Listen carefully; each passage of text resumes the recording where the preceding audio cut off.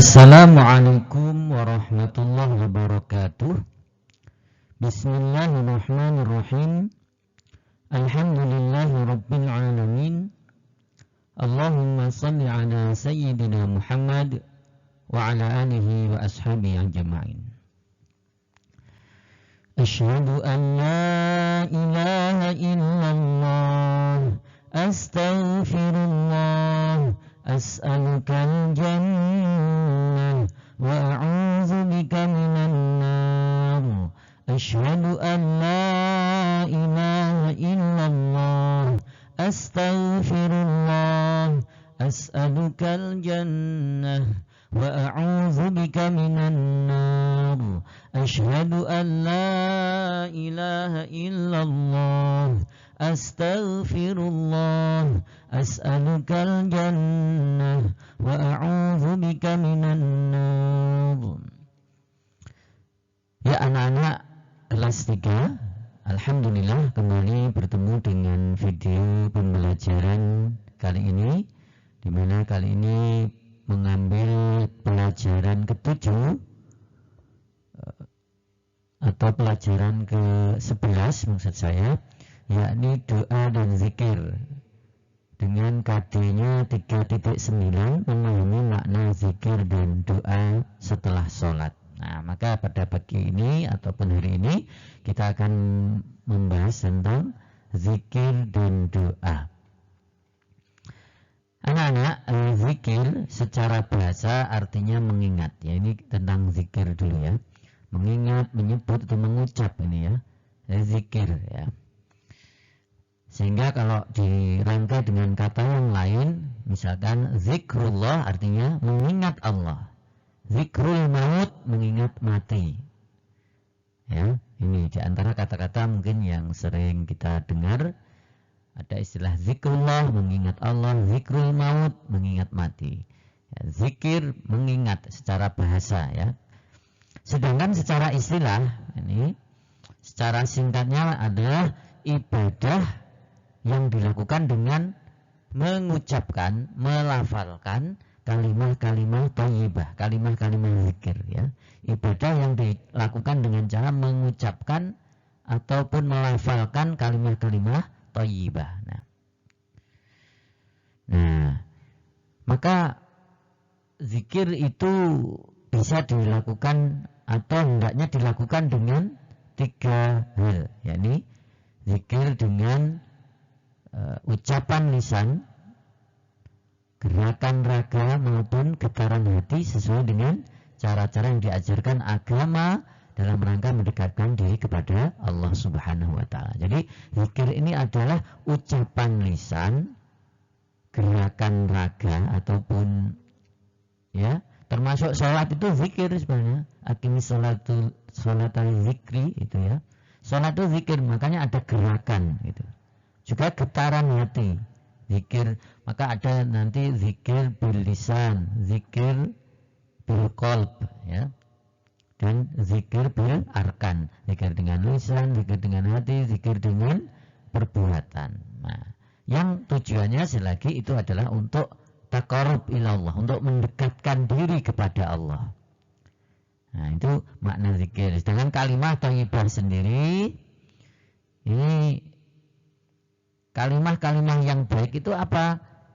Di antaranya ya Al-Quran, takbir, tahmid, tasbih, tahlil, istighfar, asmaul husna, ya, atau kalimah-kalimah lain ya, yang ketika itu kita ucapkan selain bernilai mengingat Allah Subhanahu wa taala, itu juga ada keutamaan-keutamaan atau pahala yang diberikan. Nah, jadi sekali lagi, zikir secara istilah adalah ucapan lisan, gerakan raga maupun getaran hati sesuai dengan cara-cara yang diajarkan agama dalam rangka mendekatkan diri kepada Allah. Nah, atau ibadah dengan mengucapkan kalimah-kalimah tertentu ataupun melakukan gerakan raga tertentu yang itu bertujuan untuk mendekatkan diri kepada Allah ya.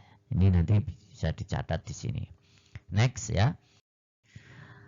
Nah, zikir bisa dilakukan dengan 3 hal. Tadi sudah saya singgung, ada zikir bil qalb ya, zikir dengan hati. Ya, ini secara khusyuk oleh ingatan hati, baik disertai zikir lisan maupun tidak. Baik lisannya itu membaca kalimat thayyibah atau tidak, tapi hatinya senantiasa mengingat Allah ya.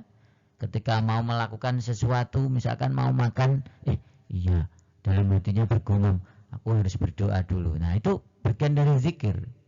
Kemudian zikir bilisan, zikir dengan lisan. Mengingat Allah Subhanahu wa taala dalam bentuk ucapan lisan yang mengandung arti pujian, rasa syukur, mensucikan, pengagungan ataupun doa. Ya, seperti kalimat-kalimat thayyibah tadi. Dan yang ketiga zikir bil arkan, zikir dengan perbuatan, yakni dengan senantiasa menjaga jiwa dan raganya untuk selalu dalam ketaatan pada Allah dan menjauhi larangannya. Nah, itu zikir bil arkan. Nah, dengan perbuatan ini, jadi ketika suatu perbuatan itu dilakukan dalam rangka menjalankan perintah Allah, maka itu juga disebut sebagai zikir.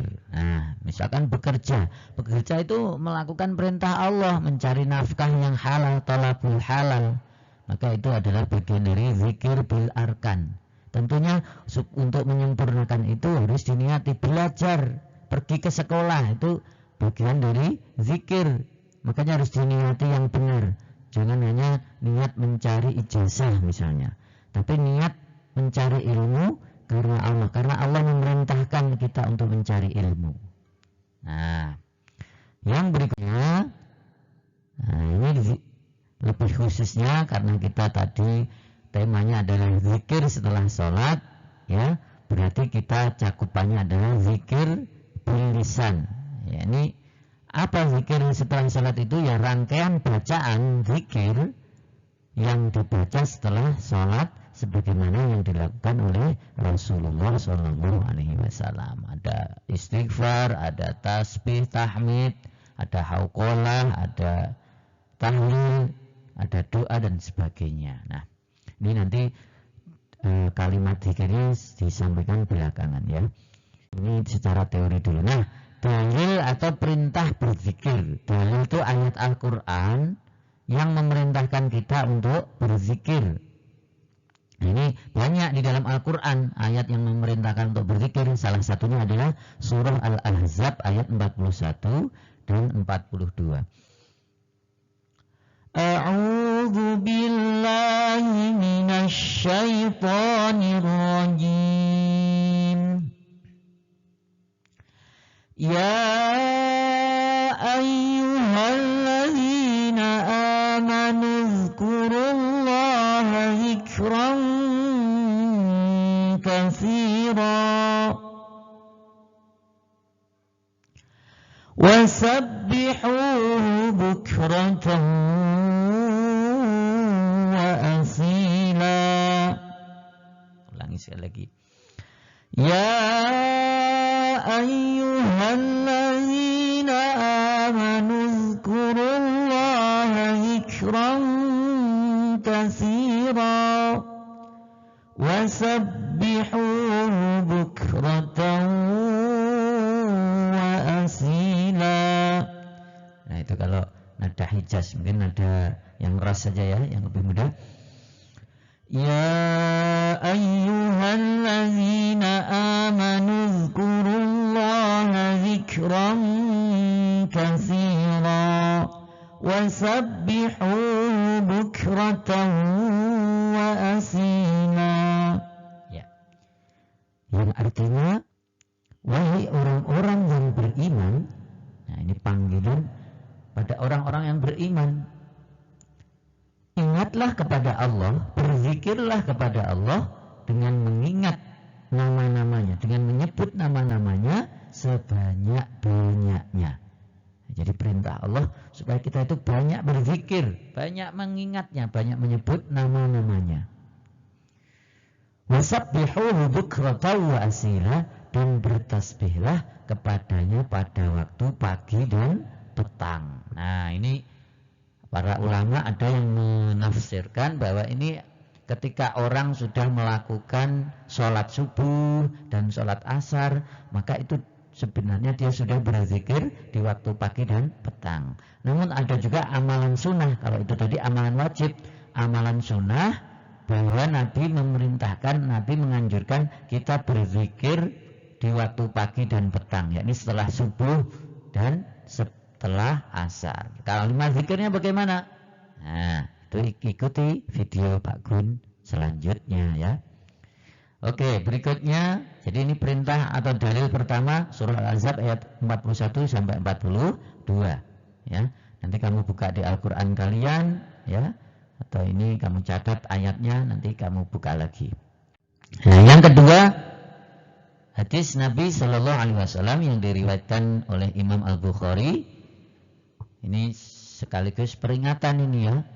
Kita ini mau disebut sebagai orang yang hidup atau orang yang mati. Ya. Karena Nabi memberitakan masalul ladzi yazkuru rabbah wal ladzi la yazkuru rabbah. Masalul hayyi wal mayyit ya. Perumpamaan antara orang yang zikir pada Tuhannya dan yang tidak berzikir itu seperti antara orang yang hidup dan yang mati. Jadi kalau orang itu mau berzikir, rajin berzikir, maka dia itu di mata Allah tergolong orang yang hidup. Tapi kalau dia tidak mau berzikir, maka dia tergolong orang yang mati. Nah, makanya ini, walaupun dia bisa berjalan, bisa makan, bisa minum, ya, tetapi di dalam pandangan agama kita, yang dinamakan orang yang hidup itu hakikatnya adalah orang yang tidak saja memenuhi kebutuhan jasmaninya, tapi juga memenuhi kebutuhan ruhiyahnya, yakni dengan berzikir. Nah, itu dua saja ya, banyak. Nanti mungkin di dalam bab keutamaan zikir akan ada ya. Nah, ini langsung agak singkat videonya. Hikmah berzikir. Ini wajah Pak Gun biar kelihatan ya. Nah, hikmah atau manfaat berzikir ya. Jadi banyak hadis Nabi yang menunjukkan berbagai macam keutamaan berzikir. Yang pertama, para sahabat itu bertanya kepada Nabi ya, wahai Rasul, amal apakah yang di dalam Islam ini amalan sangat banyak sekali. Maka amalan apa yang dengan itu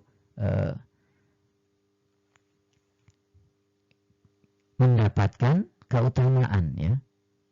Nah, maka Nabi menjawab, berzikir, hendaknya kalian selalu membasahi lisan kalian dengan berzikir. Nah, jadi zikir itu yang pertama adalah amalan utama setelah yang wajib ya. Tingkatannya tingkatan tinggi nih setelah yang wajib ya. Yang kedua ya, ala bizikrillahi tatmainnul qulub ya. Hanya dengan berzikirlah hati menjadi tenang. Jadi orang yang rajin berzikir insya Allah hatinya tenang ya. Karena dia menyadari bahwa segala sesuatu itu dari Allah Subhanahu wa Ta'ala. Sehingga dia tidak terlalu khawatir terhadap apa yang akan terjadi dan juga tidak takut terhadap apa-apa yang belum terjadi. Ya, atau yang sudah ya. Yang sudah tidak menjadikan takut, yang belum juga tidak menjadikan khawatir. Yang berikutnya, orang yang berzikir, apalagi itu berada di majelis ya bersama-sama, maka dia akan dibersamai malaikat. Malaikat akan menaungkan sayap-sayapnya di majelis zikir. Misalkan kalian menghadiri atau ke masjid itu ya, sholat berjamaah ke masjid, maka malaikat itu menaungkan sayap-sayapnya. Kita tidak bisa melihat ya. Nah, kemudian diperlihatkan timbangan amalnya ya. Misalkan ada kalimat yang sakilataini fil mizan khafifataini fil lisan ya, habibatani li'ilar rahman gitu ya. Ada kalimat yang ringan di lisan tetapi berat di timbangan, bahkan dicintai Ar-Rahman, dicintai Allah Subhanahu wa taala, yakni membaca tasbih subhanallah walhamdulillah wala ilaha illallah wallahu akbar atau subhanallahil azim subhanallah wa bihamdi. Membaca tasbih itu di antara keutamanya adalah itu yang memberatkan timbangan amal kebaikan kita kelak. Ya. Kalimatnya lisan nggak ada 1 detik itu sudah bisa membaca 1 kali. Nah, berikutnya diberikan jalan keluar dari permasalahan, ya. Kalau banyak berzikir, banyak minta petunjuk kepada Allah, maka akan diberi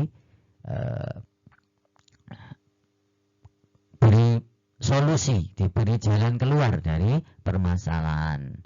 Dan yang berikutnya dimasukkan ke dalam surga. Misalnya orang yang setelah salat itu membaca ayat kursi, maka tidak ada yang menghalanginya, memperisainya dari surga kecuali kematian. Nah, makanya kalau setelah sholat itu rangkaian zikirnya diantaranya adalah membaca ayat kursi. Ya. Berikutnya mendapatkan perlindungan atau perisai dari musibah, dari bala, dari godaan setan dan sebagainya. Seperti zikir pagi dan petang itu bisa membentengi diri dari sihir, dari jin. Makanya diantaranya bacaannya itu adalah ada surah Al-Falaq. Seperti surah Al-Falaq sendiri itu kisahnya diturunkan ketika Nabi terkena sihir orang Yahudi.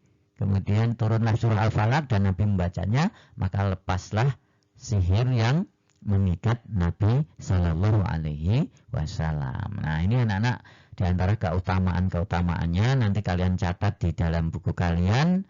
Ini materi saja dulu, tidak ada tugas, yang penting difahami. Tugasnya cukup mencatat materi. Insya Allah nanti ada video tata cara berzikir atau urut-urutan berzikir setelah sholat, ya. Demikian, mudah-mudahan dengan memahami makna zikir ini kita semakin mampu menyibukkan lisan kita, membasahi lisan kita dengan berzikir. Tadi di awal dibacakan zikir yang hendaknya diperbanyak di bulan Ramadan ini. Mari kita baca sekali lagi, ya. Asyhadu an la ilaha illallah, astaghfirullah, as'alukal jannah wa a'udzu bika minan nar. Allahumma innaka afun tuhibbul afwa fa'fu anni. Amin ya rabbal alamin. Nasrun minallah wa fathun qarib wa basyiril mu'minin. Ingat, jadilah anak yang ahli fikir dan ahli zikir, ya. Amin. Assalamualaikum warahmatullahi wabarakatuh.